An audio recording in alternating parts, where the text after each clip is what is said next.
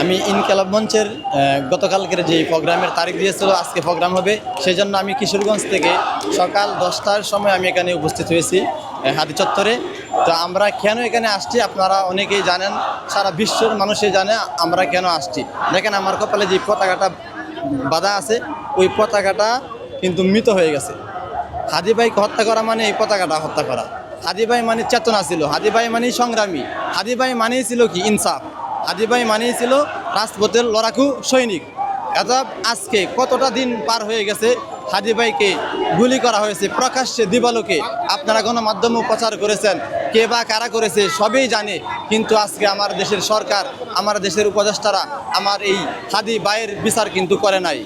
আমরা হাদি ভাইয়ের শেষ কথা দেখেছি, এই যে ফেস্টুন ব্যানার এখানে আছে দেখেন, জান দেব জুলাই দেব না।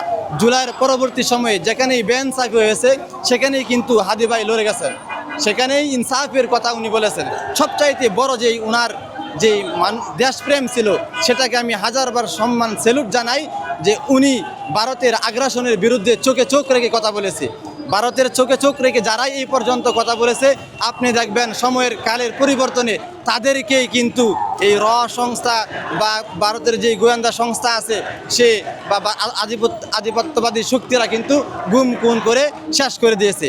সেই পরিকল্পিতভাবেই কিন্তু আমার ভাই হাদিকে তারা হত্যা করেছে। আমরা বিচার চাই। আমরা এখন মোদি সরকারকে আমরা ভয় পাই নাই। আপনারা দেখছেন এখানে স্লোগান দেওয়া হচ্ছে মদিনা হাদি। আমরা শত চিৎকার করে বলতে চাই আমরা হাদি হয়েই লড়ে যাব ইনশাল্লাহ, যতক্ষণ পর্যন্ত না আমার ভাই হাদির বিচার এই শাহবাগ না এই হাদি চত্বরে না হবে।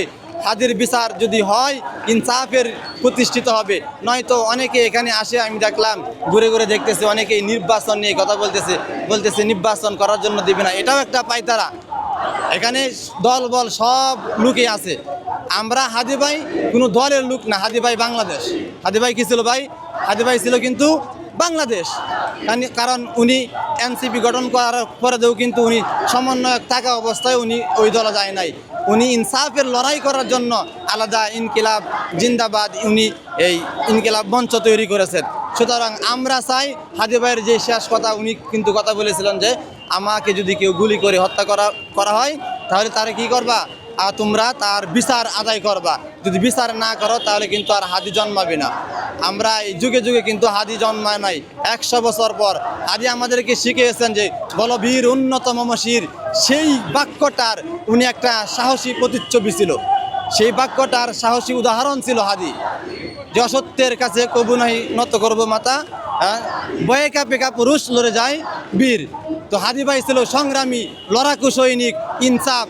হাদি ভাইয়ের বিচার হবে না মানেই বাংলাদেশের ইনসাফকে হত্যা করা। সেই জন্য আমরা জোরালো দাবি জানাচ্ছি, যতক্ষণ পর্যন্ত না হাদি ভাইয়ের বিচার করা হবে ততক্ষণ পর্যন্ত আমরা এই ইনকিলাব মঞ্চ এখান থেকে এক পাও নড়ব না ইনশাল্লাহ। আমরা চাই হাদি ভাইয়ের সুষ্ঠু বিচার হোক, তারপর নির্বাচন। নয়তো অমুক দেশে আসছে তমুক দেশে আসছে, বিভিন্ন সময় ইস্যু নিয়ে আসিয়া চাইতেছে তারা ওই ইস্যুটাকে তল ফালাইয়া দেওয়ার জন্য এই হাদি ভাইয়ের কুনিরা যাবা পার পেয়ে যায়। এটা সব করতেছে আমরা জানি, কাদের আধিপত্য বিস্তার এখানে প্রয়োগ করতেছে, কারা ক্ষমতায় যাওয়ার জন্য কাদের লেজু টানতেছে, এসব আমরা বাংলার জনগণ, আমরা যারা এখন ইয়াং জেনারেশন আছি, আমাদের যেই এই নতুন বুট ইসলামের পক্ষেই হবে ইনশাল্লাহ, ইনসাফের পক্ষেই হবে। হাদি ভাইয়ের বিচার অবশ্যই করতে হবে ইনশাল্লাহ। আমি ভাই কিশোরগঞ্জ থেকে এসেছি, সকাল থেকে আমি এখানে অবস্থান করতেছি। আমি যতক্ষণ পর্যন্ত আমি রাত্রে অবস্থান করব আমার আত্মীয়র বাসায়, আবারও এখানে আসবো ইনশাল্লাহ। মঞ্চে যতক্ষণ পর্যন্ত না স্পষ্ট ঘোষণা শোনা হয়, বা এত বিলম্ব করার তো কোনো কিছুই আমি দেখি নাই। যে মুজিবের খুনিকে যদি ইন্ডিয়া থেকে আনতে পারে, তাহলে হাদির খুনিকে কেন মোদির দেশ থেকে আনতে পারবে না? সেই দাবি নিয়ে কিন্তু আমরা এখানে বসে থাকবো ইনশাল্লাহ।